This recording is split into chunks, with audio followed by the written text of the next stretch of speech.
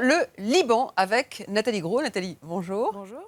Alors, pour le dernier opus de votre série Comment j'ai pécho, vous vous êtes rendu à Beyrouth, la capitale la plus libre ou libertine du monde arabe, alors qu'on soit chiite, sunnite, chrétien ou tout simplement laïque. Ça se passe comment, l'amour, là-bas ? Alors c'est vraiment une bonne question, parce que quand on arrive au Liban, on comprend tout de suite qu'on ne comprendra pas ce pays, et certainement pas comment fonctionnent les amours là-bas, sans parler de religion. Tout ce qui se rapporte tout ce qui concerne la vie personnelle des citoyens, mariage, divorce, héritage, est géré par les cultes présents sur place, ces 18 confessions. Et clairement, pour avoir une vie plus simple, il vaut mieux tomber amoureux de quelqu'un issu de sa propre communauté ou alors se convertir à la religion de son partenaire. Ce qui fait que les relations compliquées au Liban, elles sont encore plus compliquées qu'on peut l'imaginer et elles sont encore plus géniales à raconter. Et dites-moi, j'ai eu ouï dire que vous aviez pécho là-bas, c'est vrai ? Alors j'ai effectivement eu un date, mais je n'en dirai pas plus, j'aurais peur de vous faire rougir. Ah bah ça c'est une réponse. On va tout savoir en regardant ce 3e épisode Comment j'ai pécho à Beyrouth, un sujet donc de Nathalie Gros avec Jawar Mehdi.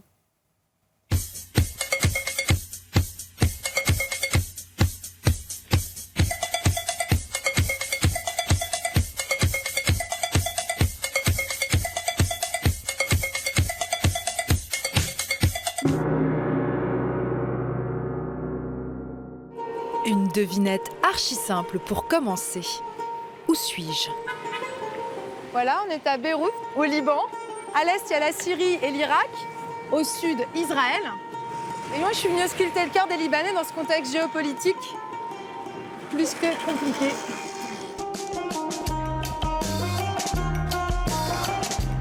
À peine arrivée, et déjà une chose me frappe.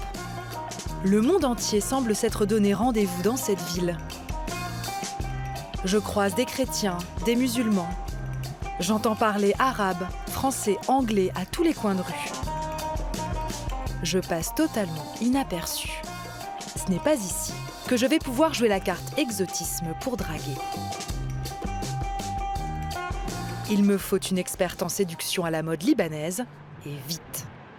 Là, j'ai rendez-vous avec une femme qui s'est autoproclamée reine, une femme libérée et sans complexe, comme seul le Liban peut en produire au Moyen-Orient.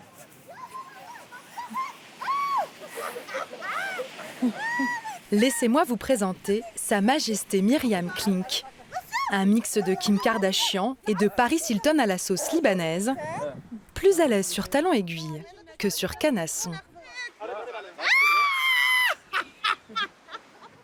Cette image-là sur le cheval, c'est quoi pour toi? Ça représente quoi?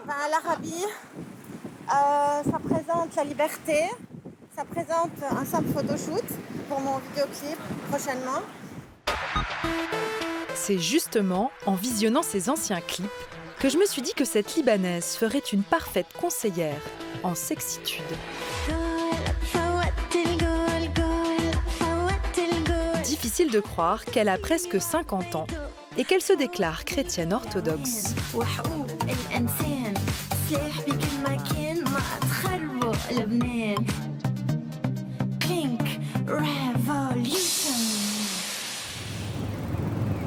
Dans ce pays conservateur, les poses suggestives et les tenues légères de Myriam font systématiquement scandale, mais la provoquent. Elle adore. Myriam, c'est plus difficile de dompter un homme ou un cheval? Un cheval. Ah non, c'est trop facile pour moi. Pour moi, c'est facile. Un cheval, non. Parce que c'est un animal. Ah, merde, putain! Non, tu me quittes pas.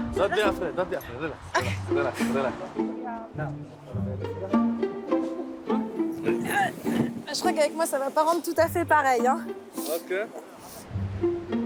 Je retrouverai Myriam dans une semaine pour les travaux pratiques.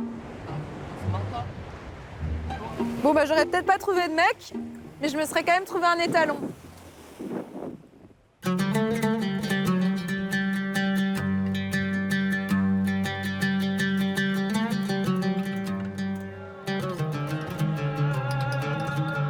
Avant de me jeter dans le grand bain de la drague, je ne peux pas me contenter d'un seul son de cloche.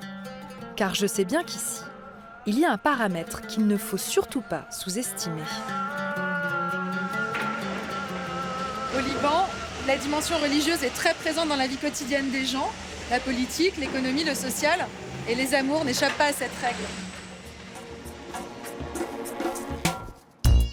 Le pays compte 6 millions d'habitants, environ 40% de chrétiens et 60% de musulmans. Pas question de me mettre à dos la moitié des mecs du pays.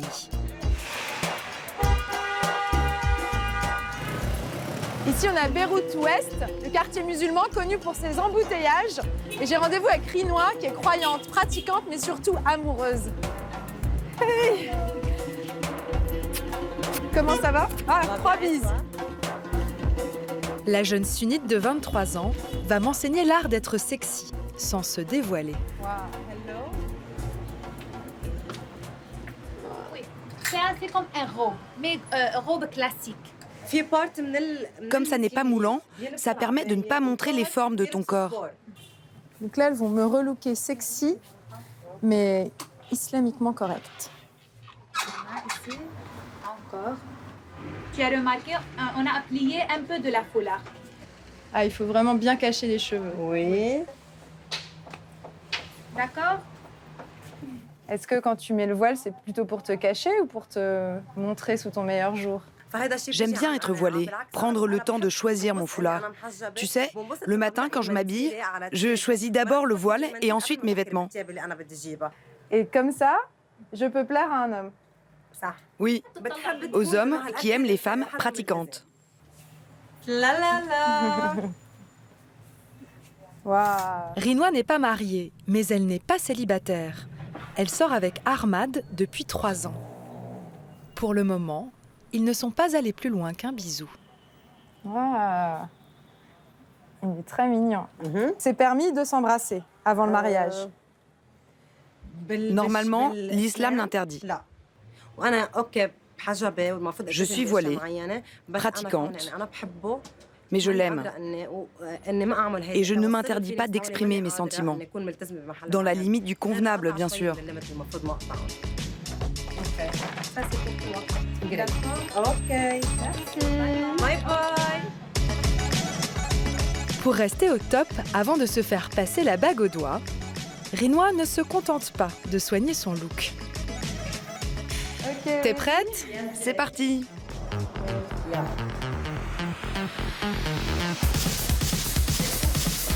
Tous les jours, elle passe 1 heure dans une salle de sport réservée aux femmes.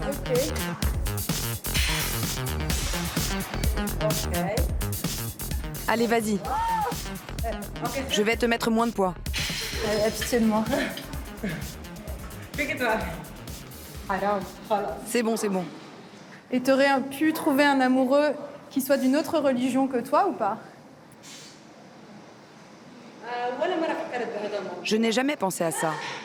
Je n'ai pas envie de m'attacher à quelqu'un avec qui c'est impossible d'aller plus loin. Quelqu'un qui aurait une autre religion ou pas de religion du tout, je ne pourrais jamais faire ma vie avec lui. Donc à quoi bon lui donner de faux espoirs? C'est bien ce que tu fais, mais je voudrais que tu te penches un peu plus. Dima est coach dans cette salle de sport depuis 12 ans et elle sait très bien ce qui motive ses élèves. Le style vestimentaire des musulmanes leur permet de cacher leurs petits kilos en trop. Alors pourquoi elles viennent ici? Ah bah oui, mais pas dans leur maison.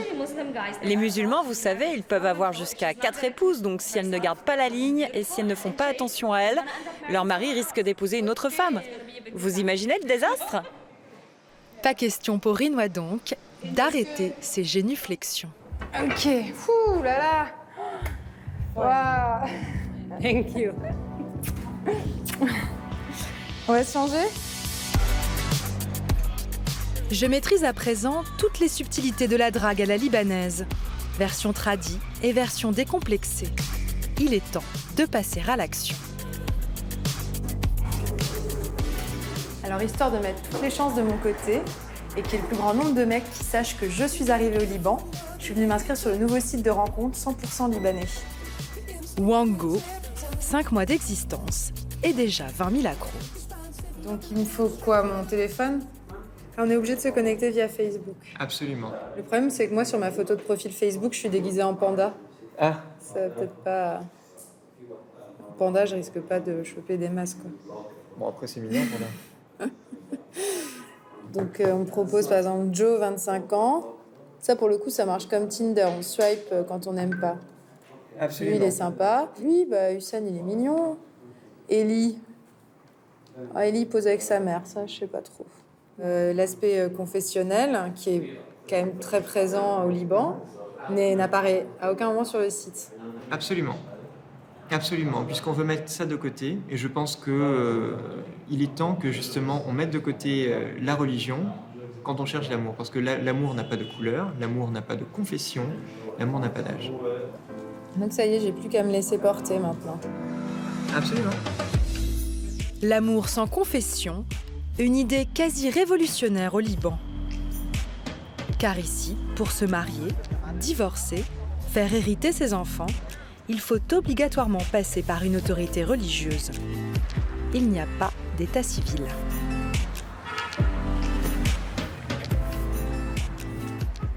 Alors, ils sont pas très nombreux, mais au Liban, il existe quand même des couples qui préfèrent tenir Dieu à l'écart de leur histoire d'amour, quitte à être dans l'illégalité. Bonsoir. Ça va ? Très bien. C'est la première fois que je rencontre un couple qui s'aime pour de vrai et qui pourtant s'est marié pour de faux. Donc c'est Ryan. Ryan est mon mari. Enchantée. Ouais. C'est Marc. Marc est un ami et c'est aussi la personne qui a joué le rôle du maire dans notre faux mariage civil à Beyrouth. Rana est née chrétienne, Ryan musulman. Tous deux militent pour que le Liban devienne une société laïque. En 2009, ils ont fait la une de la presse locale et internationale. À Beyrouth, des jeunes ont exprimé leur soutien au mariage civil en organisant une fausse fête de mariage. Rana, acceptez-vous de prendre pour époux Ryan ici présent? Oui.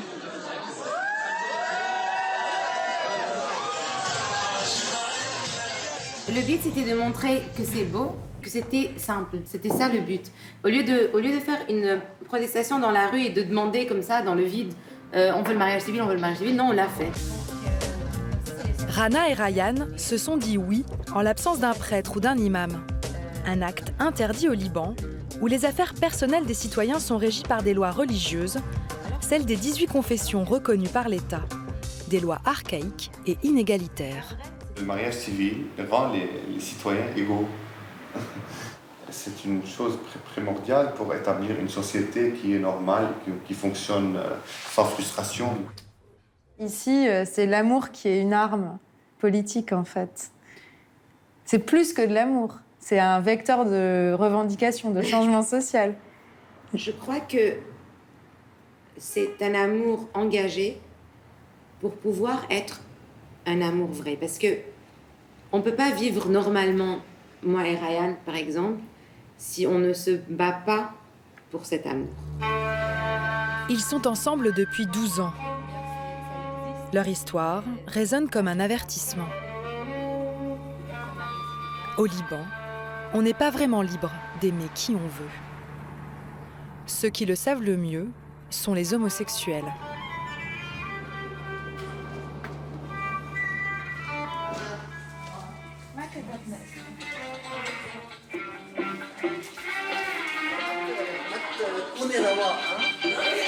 Lui, c'est Alexandre. C'est un militant de l'amour sous toutes ses formes. On essaye comme on peut. Alexandre aime les garçons et il ne s'en cache pas. Dans un pays où l'homosexualité est passible d'1 an de prison, cette attitude m'impressionne. Son déhanché aussi. J'ai l'air d'entrer d'être un éléphant dans un magasin de porcelaine. C'est n'importe quoi. Je sais, je vois.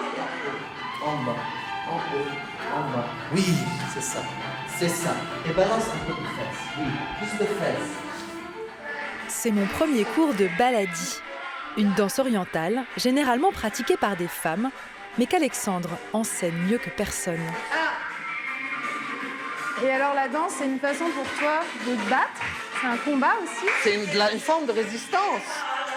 C'est une forme de résistance. Et une façon d'être et une raison de vivre. En venant au Liban, je pensais trouver une oasis de liberté au Moyen-Orient. Le pays a beau être plus tolérant que ses voisins. Dans les faits, mieux vaut rentrer dans le moule. L'un des spectacles d'Alexandre s'inspire des violences qu'il a subies au cours de sa vie à cause de son homosexualité assumée. Charlotte Mood, j'espère que tu meurs. Première insulte. J'ouvre sur ça. Et il y avait assez d'insultes pour faire un spectacle. Oui. Quel genre d'insultes? Ah, ça peut partir de... On espère que tu meurs, à espèce de tapette, espèce de PD, fais-moi baiser ta mère, regarde ta gueule, t'as vu ta gueule. C'est très fort. Hein. Merci.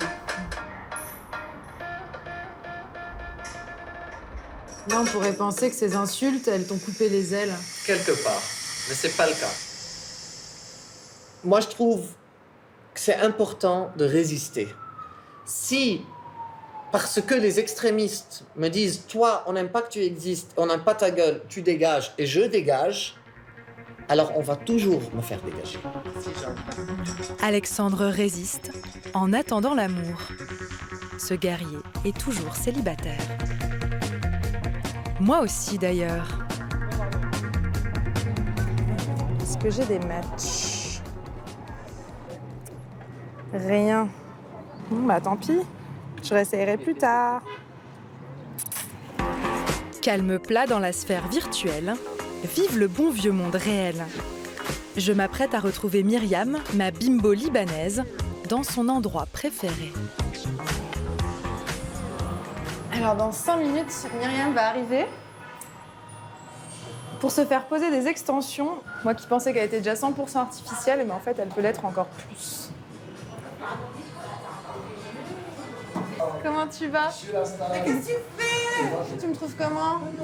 C'est nul, on dirait une chèvre. Attends, je veux prendre une photo. C'est horrible. Mes extensions, c'est trop bouclé, j'aime pas. Roger, c'est trop bouclé. Ce soir, elle donne un concert dans une boîte de Beyrouth.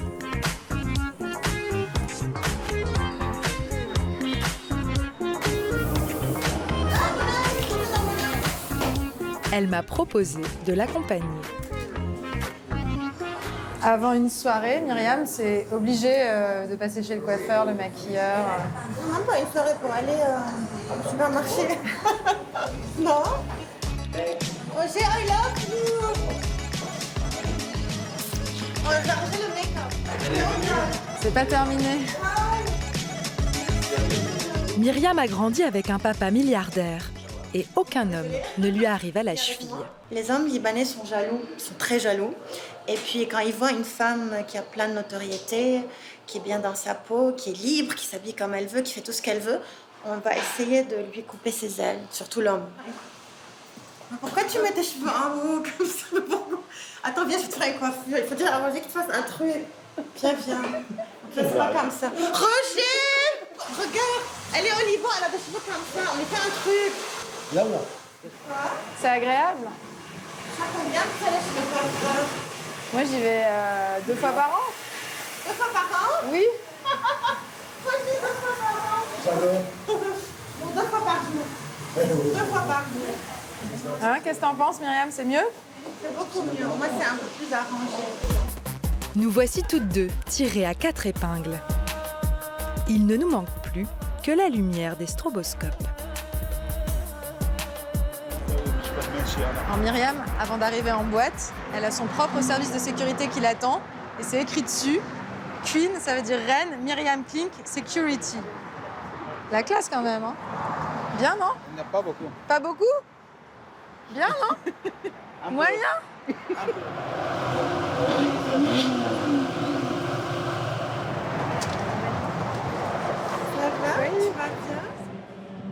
Avec ses 2 molosses qui lui collent aux prothèses, je me demande comment elle compte aborder des mecs à l'intérieur. Toi, tu rêves de rencontrer l'amour? J'aime les fous, les hommes dangereux. J'aime le danger. J'aime pas les relations normales. J'aime ce qui fait peur, ce qui fait mal, ce qui dérange quelque part. Et l'homme fou que je veux ne va pas être dans une boîte de nuit. Peut-être c'est un criminel caché quelque part. Peut-être c'est, je sais pas, peut-être c'est un mafieux. Peut-être c'est un, je sais pas, un qui va sur la lune. C'est quelqu'un qui a une vie un peu extrême. J'aime l'extrême. Myriam est venue faire la promotion de son dernier tube.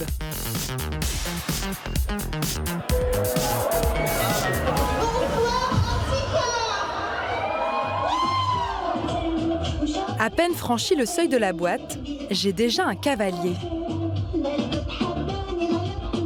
Mais il ressemble plus à Nostradamus qu'au prince charmant. Je prends congé poliment.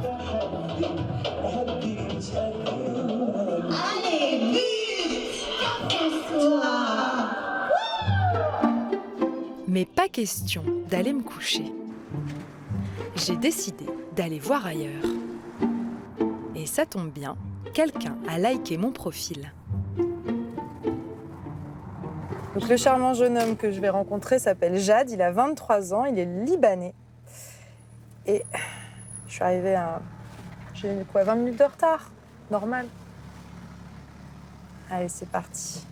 Se faire désirer, technique numéro 1 de la drague à travers le monde. Bon point, il a son permis de conduire. Salut. Salut, enchantée. Ma photo, c'était une photo de panda. Donc t'as matché un panda, quoi. C'est rigolo. Tu ressembles pas du tout à un panda. C'est les Libanaises ici qui ressemblent à un panda. Tu sais pourquoi? Non. Parce qu'elles aiment bien le maquillage. Elles te mettent 3 kilos de peinture, là. Et toi, t'as mis des photos de toi avec Harley Davidson parce que t'adores ça? C'est ta passion? Parce que moi, j'adore les voitures. Moi, c'est ma passion. Tout ce qui est sport automobile, c'est trop ma passion, tu vois. Je suis né derrière un volant, comme on dit en français, tu vois. Donc ta nana, elle a intérêt à aimer les belles bagnoles quand même. Non, au contraire. Tu préférerais quoi? Non, moi j'aimerais bien qu'elle ressemble plutôt à ma mère. Ah oui? Oui. C'est-à-dire? Pas physiquement, bien sûr. Je veux dire, genre, elle a me préparer, elle a me s'occuper de son mari, la maison, les enfants. Ma mère, elle est très, très croyante. Ouais. On est tous croyants, d'accord? Quel culte? Maronite. Oui. Mais maronite, ça veut dire que si on se marie, on ne peut pas divorcer. T'es d'accord? Alors là, je sais pas. Si tu veux, j'appelle ma mère. Bah, appelle ta mère, demande-lui. Ouais. C'est là que tout se brise. Est-ce que c'est possible de divorcer quand on est maronite? Oui, mais seulement au bout de 7 ans. Pour divorcer, il faut être séparé depuis 7 ans. Ah, quand même? D'accord, ok. Chez les chrétiens maronites, la bague au doigt, c'est surtout la corde au cou. Jad tient à se marier religieusement. Dommage.